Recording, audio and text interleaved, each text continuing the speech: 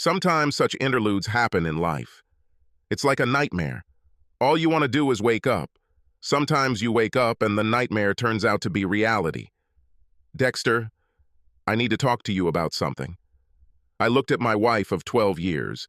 The wind ruffled a strand of her hair, pulling it out of her open T-top, this shaped car roof, with removable top panels, and the rest developed in waves. She was beautiful to the core, to the point of losing her pulse. There was so much fire in her hair, it moved around her face in waves of heat, most of it falling onto the pale green sundress that fit her perfectly. They framed a face that women would die for and men would fight for. Her skin was creamy white, and a few freckles dotted her nose. Others appeared later when she was in the sun longer, and disappeared after a few hours before disappearing completely, unless she was under ultraviolet light. Her huge brown eyes were clouded with worry, and her red lips were pursed. "Can this wait 5 minutes?" I asked. "It's difficult to have a conversation because of the wind and the noise of the exhaust gases." She nodded. "We have a 1978 Trans Am that we like to cruise in, and the exhaust is quite loud, especially with the tops down. I think I know what will happen next, what she wants to talk to me about, and in fact, it didn't interest me much. I guess I should have done it, so I just gritted my teeth. We arrived at the hut. We bought a place on the lake 2 years ago and spent weekends there. Kia and Mia, our 8-year-old twins, were spending the weekend with my parents, and it was a chance to be alone. I thought we needed this. We got out of the car, carried out the groceries and our bags, then carried them inside and set them down. I opened 2 bottles of beer and walked out onto the back porch. It is screened and runs along the entire back of the house. There's a big hammock there, and I stretched out on it, just relaxing and listening to the boats on the lake. A minute later, Kathleen came out, took her beer, and pressed herself next to me. I stroked her hair, and she purred, pressing her cheek to my chest. These incredibly huge eyes looked at me. "Dex, Derek Harper is back in town," she said. "He works in the sales department in my company." "Yes, I know," I said. Her eyes flickered to my face. "Is it true? You didn't say anything." "What did you want me to say?" I asked. "Don't know." She was still a little shocked that I knew. "Stay away from him? I expected that if you knew, you would say something. Your ex-fiancé shows up after 12 years and you expect me to say something," I thought. "Okay, stay away from him, Kat." "Are you upset?" she asked. "Do I have a reason to be upset?" "I had lunch with him," she said. "I know." She tensed again. "You knew and didn't say anything?" "What's the point of this?" I asked her. "You knew I wouldn't like it?" "You don't belong to me, Kat. You can have lunch with whoever you want." I don't think that was the answer she was looking for. "What do you mean?" Now she was excited. "He asked me to meet him at the Rhino on Friday after work." "Yes, I know," I said. "What the hell is wrong with you, Dex?" She was visibly upset. Her amazing breasts began to rise and fall rapidly. "How do you know all this?" "In the restaurant behind you, Penny was sitting in the next booth," I said. "Penny is my personal assistant." Now a blush spread across Kathleen's face. "What did she tell you?" "Do you think she lied?" I asked. "No, I don't think she would do that." She calmed down a little. "You didn't tell him no as firmly as I would have liked," I said. "Are you going to go next time he asks, Kathleen?" "No, of course not," she said. I placed my fingers under her sharp little chin and tilted her head to look into her eyes. "Kat, don't lie to me," I said. "We never lied to each other about important things." She looked away and then returned her eyes to mine. "I don't think so, Dex. I'm tempted. I need you to help me. Fight for me, Dex." "I'll help you," I said. "I won't fight for you, Kat. I'm not going to compete with anyone for your affection. I think you might like this drama, but you won't. We're married, so the rivalry is over. Struggle? It's on your conscience. It's you who needs to fight. Look at me, Kat. Look what you have. Think about what you have at home. Think about who is waiting for you at Mom and Dad's house. That's what you're fighting for." She snorted, and I saw tears rolling down her cheeks. "That's what makes it so difficult," she said. "I know what I have, and I know I shouldn't give in to temptation. But you're tempting yourself? I said. Yes, I know I shouldn't. I love you, Dex. I love our life. I love my children and everything connected with my life. You are an amazing lover and the most romantic man I have ever met. You are an attentive, kind, caring, wonderful husband.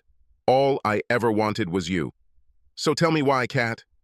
I don't know, she whispered. I was just thinking about what my life would be like if I married him. You were engaged to him and found him in bed with the girl who was supposed to be your bridesmaid, I reminded her. That's what you told me. He's a player, Kat. You would most likely get divorced, go through a lot of pain, and become an emotional wreck. What is it about him that attracts you? We never had sex, she said. You know that I was a virgin when we met. I gave this to you. I wonder what would have happened if I had slept with him. I wonder what that would be like. Do you understand what I am talking about? Well, yes, I kind of know, I said. I wonder what it would be like to have sex with Jennifer Thomas. With this slut? Kathleen was indignant. Why are you looking at her? Yes, I said. You clearly don't really like sluts who have sex, Kat. I think so, don't you? She said. Well, he's trying to seduce you and probably wants to sleep with you, I said. He knows that you are married. He knows you have 2 little girls. He knows you have a husband. Yes, I think that makes him a traitor. What does it say about you, Kathleen, that you don't seem to care? I care, she protested. What do you want to say, Dexter? I'm saying that I don't think I know my wife very well, I told her. I thought you loved me. I'd put my dollar on it. Thought you had some integrity. I was sure of it. I thought that you would never, ever risk hurting me, your girls, your parents, my parents, and our family. And now I find out that everything I was so sure of has gone to waste. And now I have to fight for you? Who are you, Kat? Now she started crying for real. She cried her eyes out, and I just hugged her and let her cry. She looked at me with red, swollen eyes. What do we do? She croaked. I don't know what you're going to do, I said. I'm not sure there is a we. I know what I'm going to do. What? She asked. I'm going to protect myself, I said. I'm going to protect the girls and our family. What do you mean? Her voice was now trembling with fear. I mean, in case you decide to meet this asshole for dinner or drinks, I have things to do, I said. I have everything ready. Are you threatening me? She asked, tensing in my arms. Not at all, I said. I'm making a statement of intent. You made your first mistake when you didn't tell me he was back in town. Another mistake you made was when you talked to him for the first time and didn't tell me about it. The third was when you met him for lunch and hid it from me. Now you have a little credit for telling me about this. I don't trust you anymore, Kat. How can I stay married to you? Tell me. Are you going to divorce me? She gasped. How do you think this will work, Dexter? I did not do anything bad. No, you did, I said. You are in the process of destroying my ability to trust you. Do you think that everything will work out for you in a divorce? She asked. Probably not, I said. I know the justice system acts as if it's fine to betray everyone who loves you, but somehow I don't think you'll get any satisfaction from it. If you don't wake up, you'll be just another cheating wife for the rest of your life. Everyone you respect and care about will know this. I think you're a good person, Kat, and I don't think you can live with yourself. Every time you look in the mirror, every time you look into the eyes of girls, your parents, or your sister, you will see a reflection of who you are and what they think of you. I don't think you can do this. You're going to hurt me a lot. Hell, you already have. But I'll get through it in the end. Other people experienced this and became happy. I'll find a way. She groaned slightly in frustration. I don't want a divorce, Dex. Can't you just let me do one thing? Can't you just let me deal with this? Put it out of my mind and forgive me. I have no idea, I said. I don't think so, but I might surprise myself. I don't think I have it in me. I could forgive Kathleen, whom I married and fell in love with, almost everything. You could forgive some kind of compromising situation, flirting with a coworker, Maybe you were drunk, there was a party, everyone was having fun, and you just got carried away by the moment. It would be difficult, but I could forgive something like that. People make mistakes. I make mistakes, and you forgive me. You make mistakes, and I forgive you. There's something different here. This is a deliberate, calculated plan of betrayal and treason. I could forgive Kat, the one who loved me but made a mistake. You know Kat from 6 months ago. I'm so desperately in love with her that it makes me shake inside. I doubt I can forgive what you've already done. Now this seems unlikely. You are a person I barely know. She got up with difficulty and ran into the hut in tears. I felt pretty comfortable and just closed my eyes and relaxed. Eventually I fell asleep, and when I woke up, it was dark. Lights could be seen on the other side of the lake, and 50 meters from the hut there was a boat on which they were fishing. I looked around. Kat was sitting in a chair about 1.5 meters away from me. She was covered with a blanket and cried while watching me. She noticed that I was awake. "Dexter, I'm still the same person I was 6 months ago," she said. "How can you say that I have changed and you don't love me?" "I never said that," I told her. "If you are the same person you were 6 months ago, then I never knew you, Kathleen. Tell me, 6 months ago, were you thinking about having sex with someone other than me?" "No, of course not," she said. "I love you with all my heart, Dex." "That's it," I said. "You have changed." "Dex, if you'll just listen to me, we can get through this," she said. "Okay, speak up, I'm listening," I said. "I've never had sex with anyone but you," she said. "I never even wanted this. You were always everything I wanted or needed. I love being your wife. I love being a mother to girls. I like everything in our life. I just can't help but think about what it would be like. I wonder what it would be like to make love to someone else. If you let me, it would all be over. My questions would have been answered. I wouldn't have this feeling that constantly gnaws at me. Everything would be over. Do you believe that I love you, Dex?" "No, I don't think I believe it," I said. This caused a new attack of sobs and tears. "How can you say that?" she shouted. "I love you, Dexter. I love you more than anything in the world. I thought I could talk to you about this and we could work through it together. Would you rather I just kept this from you? I was honest with you and admitted it. Isn't this important to you?" I said nothing. The silence stretched on endlessly, broken only by her sniffling. I was wondering. Finally, I was ready. "Okay," I said. "Yes, it matters that you came to me with this. If you had hidden it, we wouldn't have had a chance. You should have been honest with me from the beginning. You talked to me and I give you credit. I'll give you an example. Let me ask you something. Suppose I tell you that I love Mia and Kia with all my heart. Our little neighbor, Melinda, lives across the street. You believe that I love our girls, and then 10 years later you discover that I have a secret room in the basement. You will find out that I allow Melinda to come over and we torture Mia and Kaya in the basement room. I tell you that I love them and that the torture will only last 2 weeks. After this, Melinda will leave and the torture will end. Would you think that I love them?" "This is funny," she hissed.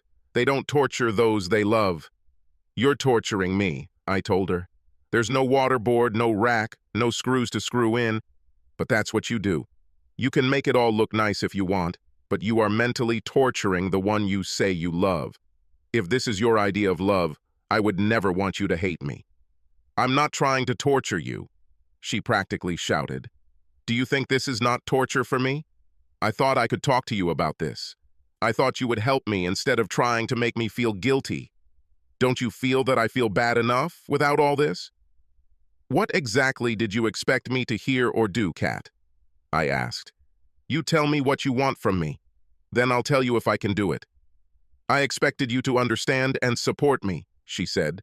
"Dex, if you loved me the way I love you, you would be patient and loving instead of harsh and judgmental. Don't you understand? I need to explore my feelings. If you truly loved me, you would support me while I figure this out, knowing that my love will bring me back to you. If I really love you, do you doubt that I will return to you? Why can't you just support me and let me deal with my feelings?" "What are you even talking about?" I asked. "Are you asking me to sit and wait for you while you go and have sex with some idiot? Should I support you on this? Should I understand this? Where did you get this idea? This sounds like some 1960s pop psychology. Are you some kind of hipster psychologist now? Sandra and I went to class, she said defensively. The instructor says very insightful things. Sandra? I almost exploded.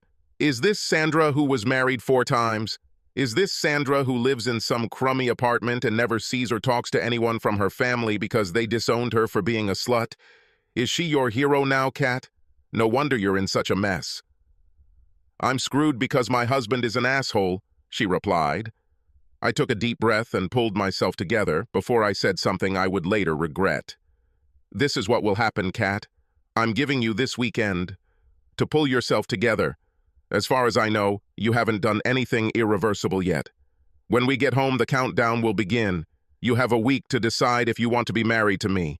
If you talk to Derek Harper, you better tell him to go to hell. If you meet him for lunch, we're done. If you meet him for drinks, we're done. If you see him outside of work, we're done. You activate GPS on your phone. If I see you where you shouldn't be, it's over between us. If you're going to work late, you better call me and tell me why and who you're working with. If Derek Harper is there, you won't be there. You tell your boss that you won't work next to Derek Harper because he made sexual advances towards you.